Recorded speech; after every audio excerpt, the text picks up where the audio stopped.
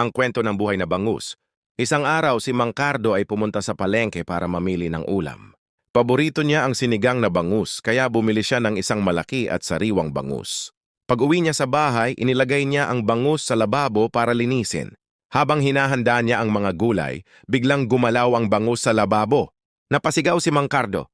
Aba, buhay ka pa? Hindi siya makapaniwala, kaya tinignan niya ulit ang bangus.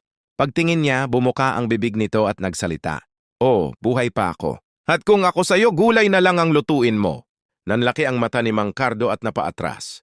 Anong nangyayari? Bangus na marunong magsalita? Tumalon ang bangus mula sa lababo papunta sa mesa at sinabing, Mang Cardo, makinig ka muna. Hindi mo ba napansin? Ako ang bangus na nanalo sa lottery. Hindi na alam ni Mang Cardo kung matatakot o matatawa. Nagkamot siya ng ulo at napasabi, Lottery? E paano ka tumaya? Sumagot ang bangus.